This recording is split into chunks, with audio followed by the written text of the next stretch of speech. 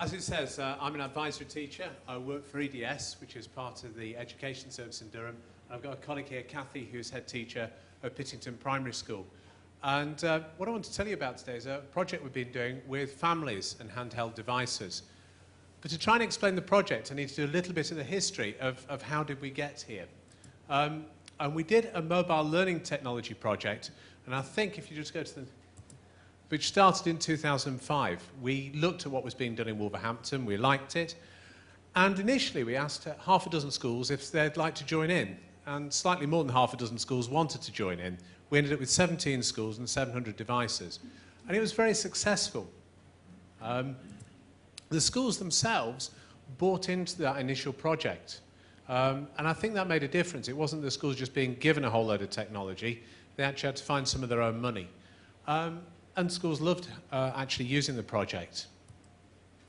Heads liked it, and the heads really made a big investment in terms of time and professional development to get kids using mobile technology. And we even managed to get some reasonable results. The schools that used it were Year 6s, that's the contextual value added. Okay, it was 2007, but overall it's better than 100. You couldn't exactly prove it was a project because those are all leading schools. They're schools where people were really challenging on their thinking skills and learning. But I'd like to think that the technology had a part in it. But we did have a problem at the end of the project because the main problem was, how do we follow it? Because the technology started to change. And we started with the PDAs, and there wasn't an obvious successor. And we got a bit stuck, really. We looked at all sorts of different things. And we actually left it for the heads to decide. We showed them the different sorts of technology and left it for the heads to decide what sort of technology they should go for. We looked at EDAs. We had some PSPs, but we didn't really get very far with those. A lot of schools were still a bit scared by anything that had a mobile phone attached to it from a safety point of view. And what we ended up with was the Q1, which is shown on the left there. The reason the schools liked it, I think, is because it had a standard Windows interface. Now, the kids, we found on our 24/7 project, the kids cope with learning new technology very quickly. Not quite the same for most of the teachers. The teachers really struggled to get their head around Windows Mobile and new sorts of technology. So actually, the Q1 was quite nice because it worked pretty much like the computers they're having. And a lot of schools were quite happy to have 30 of these in the classroom, and they went home as well. And the battery life was reasonable, which means that you don't fall over extension leads all the time. And they were still portable, so the kids could use them. So we've got about 500 of those in use. If we went back to the first project, one of the things that could make the first project a real success was the way that it was used with families. What we identified in that first project, there was 17 schools involved, out of which I'd like to think about 8 or 9 were really successful. The successful schools in that first handheld learning project got the parents on board. They made it a joint project. They got homework going home on the devices. It was that link between the school and the parents that the technology was enhancing that made the difference. And that's where we came into here, because we got these devices in schools and we wanted to see what we could do with parents with them.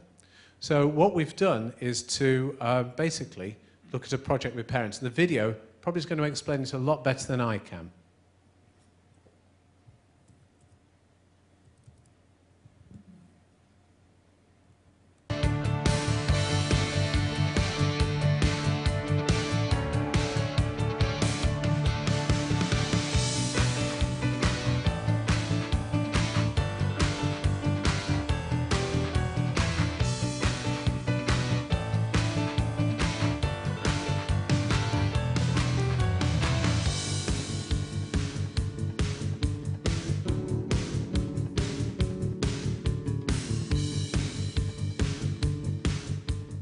A unique study of concentration featuring parents and their children.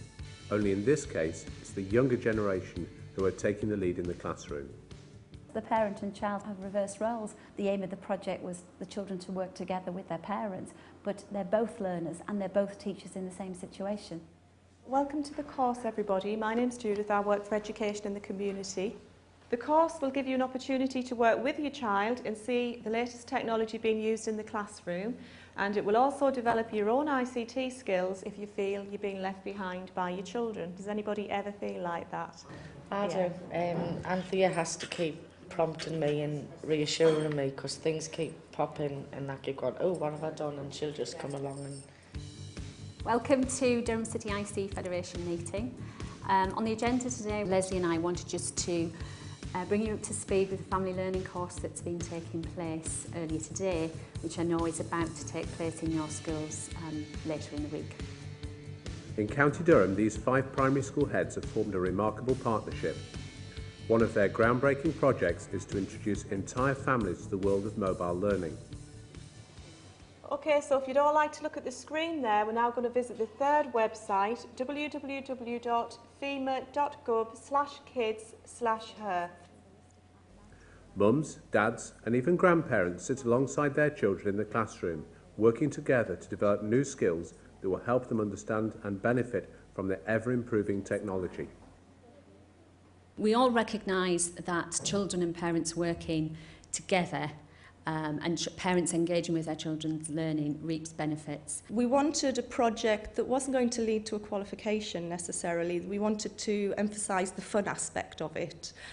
So yes, we've got families in each of the 5 schools embarking on a learning project. We've put out some very loose objectives for the course because ideally for us, we wanted the flexibility for the parents and children to then take it on to the next level of learning for themselves.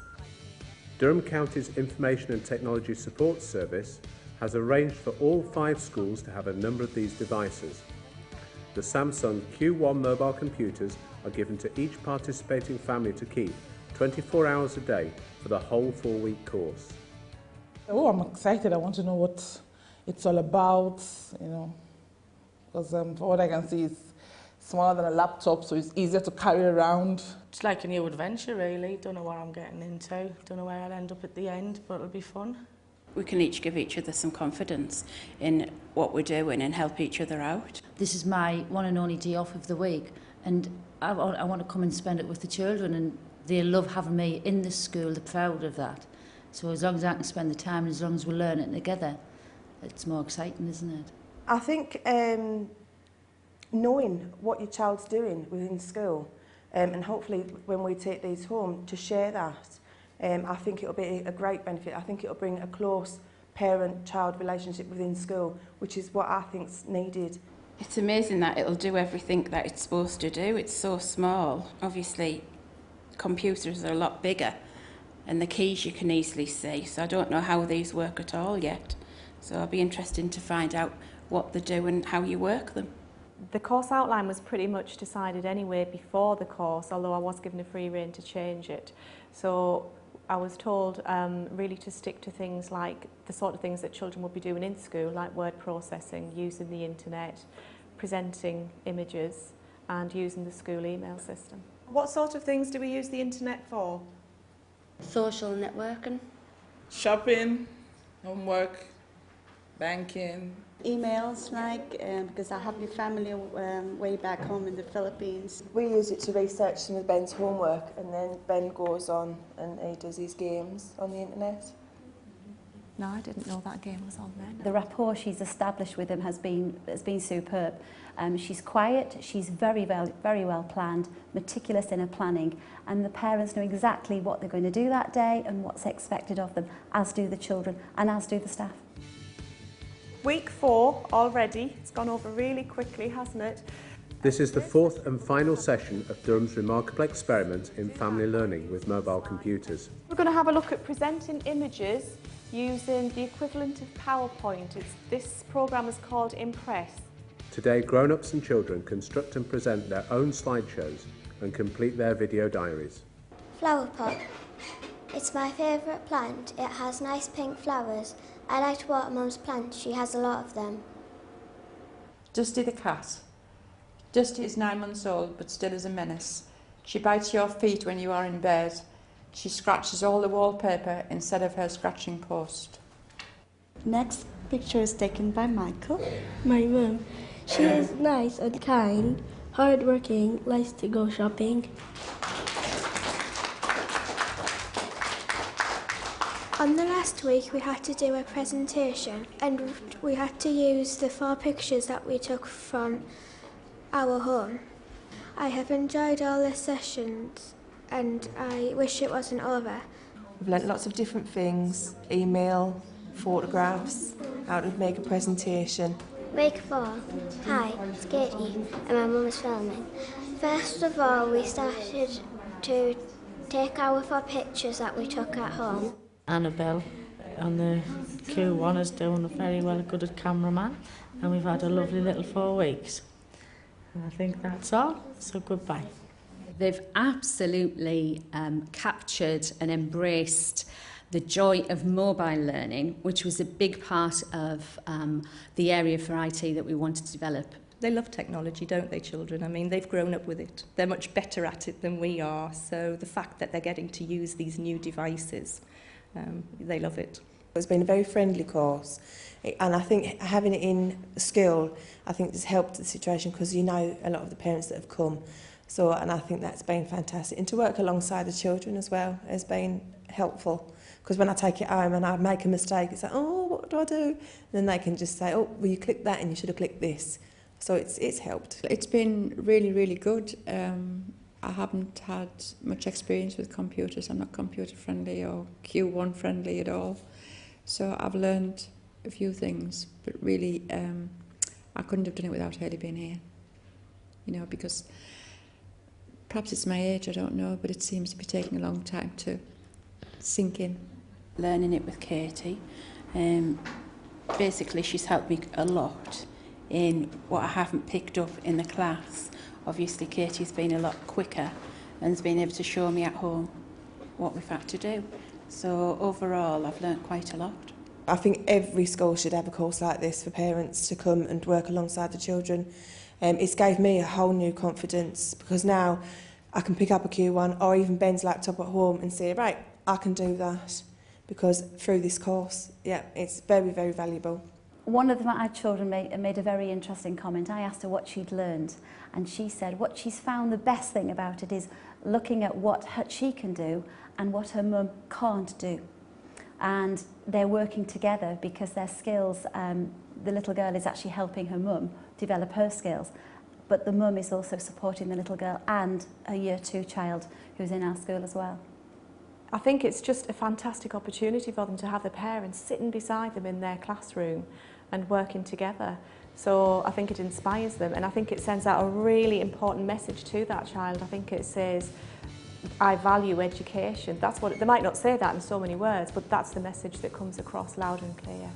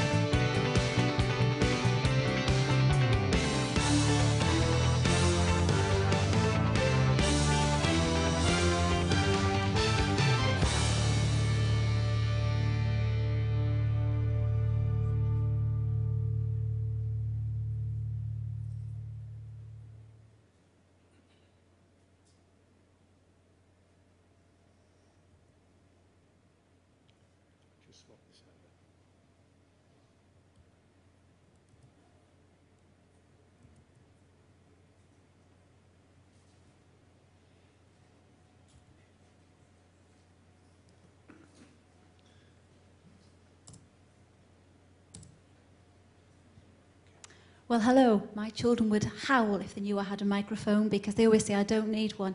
But I will tell them I've used one today. I'm head teacher of Piddington Primary School. I've been head there for 5 years now. This is our primary school. I'm very honoured to be head teacher of this school. Piddington's a semi-rural former mining village, and it's a typical 1930s primary school. I have 199 children on roll, plus 22 place nursery. Many of the parents who are at our school now came as children. These were the project aims. We wanted to engage parents and carers in their child's education, but what was important to me, that it was within a structured but relaxed learning environment. I've done projects before that have been after school. They haven't always been successful, but we wanted the parents in as part of the school day. So they came in at 5 to 9, the children registered, and then they worked in a classroom alongside their children. We wanted the parents to work with their children, but I didn't want the pressures of a formal qualification. Many of our parents have honours degrees. I also have the opposite end of the spectrum, and those with the honours degrees didn't feel they should come and do any literacy and numeracy. And those that really could do with some help didn't want to come to do literacy and numeracy. So we didn't want a formal qualification. These were our project aims, really. It was the cutting-edge ICT provision into school. The governors were committed, the children were committed, the parents committed, but most importantly, I had Durham behind me that were helping to do the project. And we had a vision for ICT in the wider school life. We were given 15 Q1 handheld computers, which was a great start. I've since trebled that amount, so I'm doing fairly well. Each of the schools targeted different year groups. I targeted year 5 children who are now in year 6 because I had a whole range of children in that year group, from a range of statements right up to some very, very gifted and talented. I also wanted to take them into year 6 this year to develop the project. I did write to the parents, but I also collared them on the yard first thing in the morning and last thing at night and suggested they weren't busy on Thursday morning. That got quite a few of the parents in. I had a 40% take-up. Had I could have done it after school, really, I could have had 100% take-up. They were very keen. I had mums, dads, grandmas, granddads. I also had some looked after children whose carers came and took part as well. And there was no dropout at all during the project. I had dentist appointments cancelled. I had even a parent going away from the weekend actually cancelled it so she could attend one of the sessions. You saw Judith there. Judith was, she was an inspiration, really, because of the way she dealt with the children and the parents. She was very calm, she was very quiet, and the parents felt comfortable in her presence. We concentrated on very, very simple tasks, things that they could actually all do. Most of them use Facebook, so we did things on e-safety straight away. We used internet shopping, photography, and they did all their photo albums as well. They were allowed to take Q1s home, which they loved. You can imagine they loved, and they completed their homework tasks. Maths and literacy homeworks might not have been done, but their Q1 homework was done every week. This was the feedback from the parents. I wished I could have brought them with me today, because they would have told you. They thought it was brilliant. They thought it was great working in school. Some of them have done training and work in school at sort of 6 o'clock at night when school is cold. They loved coming in as with their children, lining up on the yard with their children. They liked being in school as part of the school day, learning, and they could see the school work in as well. They liked sitting in the staff room as well. That was also something they enjoyed. They could understand how their children how they were learning, and they looked at ICT and understood it. They also gained a much better understanding of ICT in schools, that it wasn't just for games. This is what the children said. I wish I could have brought them with me today as well, but Durham wouldn't pay for their train ticket. They said it was great fun. When can we do it again? So we're going to be doing some more this year. They loved working alongside their parents and carers. And at the end of the video there, when I said about the little girl helping her mum is my school secretary who can do everything with ICT but couldn't do the Q1. So they swapped roles, and the children loved being the teacher and the parents loved being the learner as well. That's it. Any questions?